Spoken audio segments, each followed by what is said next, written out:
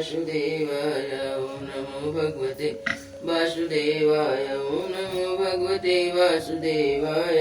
ओम नमो भगवते वासुदेवाय। ओम नमो भगवते वासुदेवाय। श्रीमद् भागवत महापुराण द्वितीय स्कंद।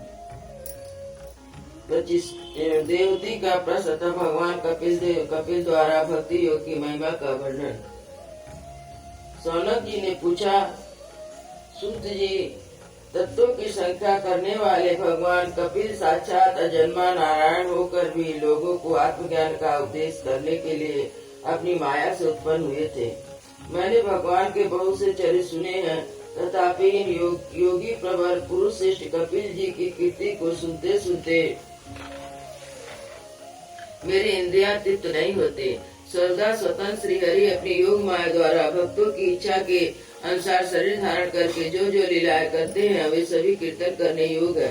अतः आप मुझे वे सभी सुनाइए, मुझे उन्हें सुनने में बड़ी श्रद्धा है। सूत जी कहते हैं, मुनि, आपकी भांति जब विदुर ने यह आत्मज्ञान विषय प्रश्न किया था तो श्री व्यास जी के सखा भगवान मैत्रेय जी ने प्रसन्न होकर इस प्रकार कहने लगे। श्री मैत्रेय जी ने कहा, विदुर जी, पिता के वन चले जाने पर भगवान कपिल जी माता का प्रिय करने की इच्छा से उन्हें बिंदुसर तीर्थ में रहने लगे। एक दिन तत्व समूह के पारदर्शी भगवान कपिल कर्म कलाप से विरत हो आसन पर विराजमान थे। उस समय ब्रह्मा जी के वचनों का स्मरण करके देवती ने उनसे पूछा। देवती बोली, भूमन प्रभु, इस दुष्ट इंद्रियों की विषय लालसा से मैं बहुत उब गई हूँ और इनकी इच्छा पूरी करते रहने से ही घोर अज्ञान अंधकार में पड़ी हुई हूँ। अब आपकी कृपा से मेरी जन्म परंपरा समाप्त हो चुकी है। इसी से दुष्कर अज्ञान अंधकार से पार लगाने के लिए सुंदर नेत्र रूपी आप प्राप्त हुए हैं। आप संपूर्ण जीवों के स्वामी भगवान आदि पुरुष तथा अज्ञान अंधकार कारण से अंधे पुरुषों के लिए नेत्र स्वरूप असुर की भांति उदय हुए हैं।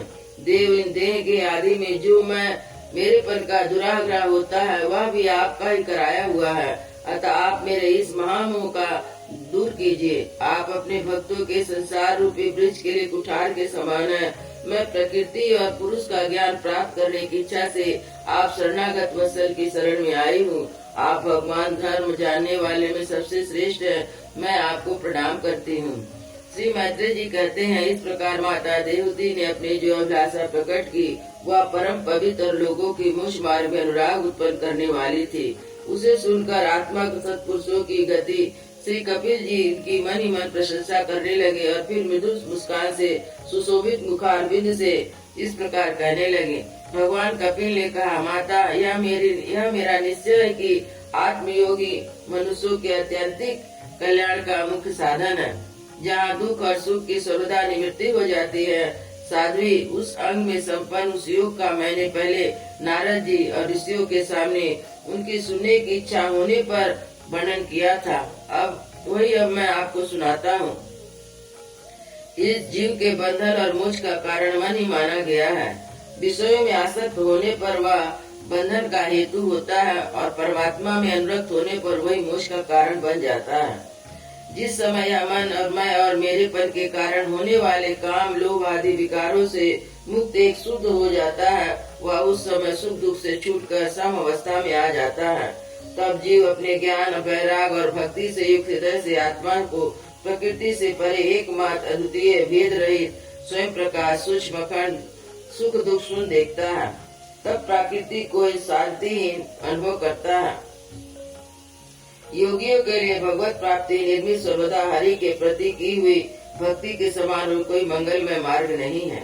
विवेकी जन या आसक्ति को ही आत्मा का अच्छेद बंधन मानते हैं, किंतु वही संग या आसक्ति जब संत महापुरुषों के प्रति हो जाती है तो मोक्ष का द्वार बन जाती है। जो लोग सहनशील दयालु समझ देहधारियों के कारण हेतु किसी के प्रति भी शत्रुता का भावना रखने वाले, शांत सरल भाव और सत्पुरुषों का सम्मान करने वाले होते हैं, वे मुझ में अन्य भाव से सुदृढ़ प्रेम करते हैं।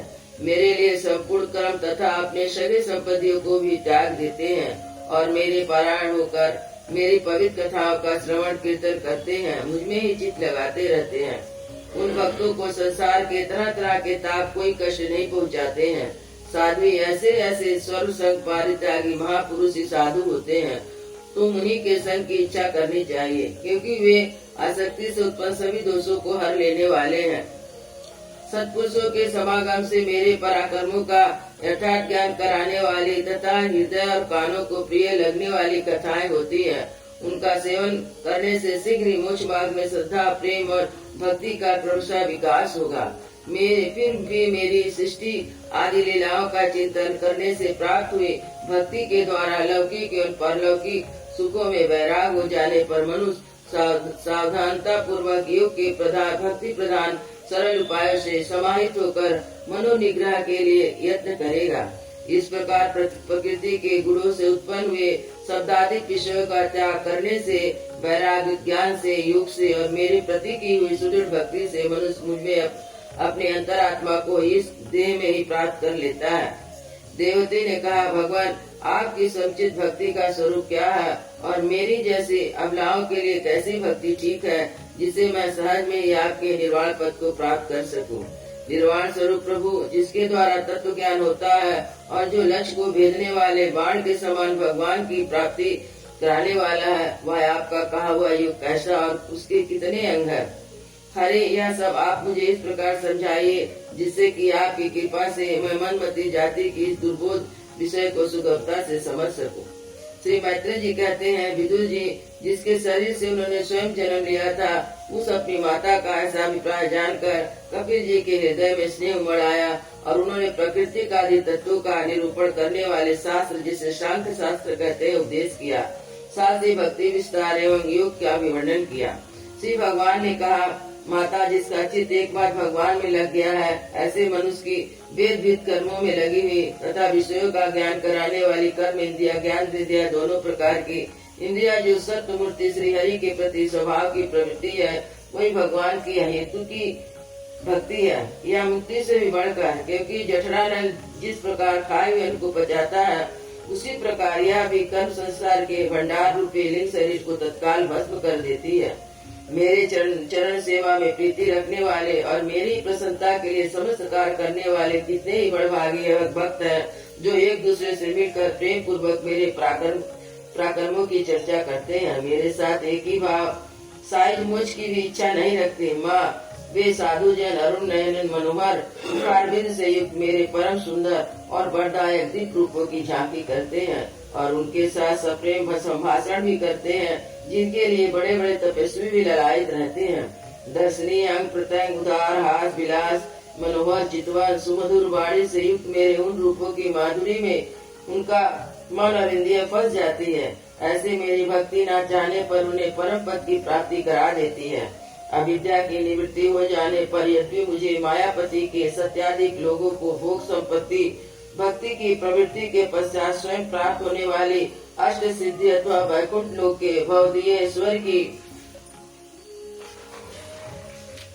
वे इच्छा नहीं करते, तब मेरे धाम में पहुँचने पर उन्हें यह सब विभूतियाँ स्वयं ही प्राप्त हो जाती है, जिनका एकमात्र मैं ही प्रिय आत्मा, पुत्र, मित्र, गुरु, सुहृद, इष्ट हूँ। वे मेरे ही आश्रय में रहने वाले भक्तजन शांतिमय वैकुंठ धाम में पहुंचकर किसी प्रकार भी इन दिव्य भोगों से रहित नहीं होते, ना उन्हें मेरा काल चक्री ग्रस सकता है। माता जी, जो लोग यह लोग परलोक अन्य लोगों में साथ आने वाले वासना में लिंग देह तथा शरीर से संबंध रखने वाले जो धन, पशु और गृह आदि पदार्थ है, उन सबको और अन्य संग्रह को भी छोड़कर अन्य भक्ति से सब प्रकार मेरा ही भजन करते हैं, उन्हें मैं मृत्यु रूपी संसार सागर से पार कर देता हूँ। मैं साक्षात भगवान हूँ, प्रकृति और पुरुष का भी प्रभु हूँ तथा समस्त प्राणियों का आत्मा हूँ। मेरे सिवा किसी का आश्रय लेने से मृत्यु रूप महाभय से छुटकारा नहीं मिल सकता। मेरे भय से वायु चलती है, मेरे भय से सूर्य तपता है और मेरे भय से इंद्र वर्षा करता है, अग्नि जलाती है। मेरे ही भय से मृत्यु अपने कार्य में प्रवृत्त होता है। योगी जन ज्ञान वैरागित योग द्वारा शांति प्राप्त करने के लिए मेरे निर्भय चरण कमलों का आश्रय लेते हैं। संसार में मनुष्य के लिए सबसे बड़ी कल्याण प्राप्ति यही है कि उसका चित्त तीव्र भक्ति योग द्वारा मुझ में लगकर स्थिर हो जाए। वृंदावन बिहारी लाल की जय। अयोध्या श्री राम लला की जय। गुरु महाराज की जय।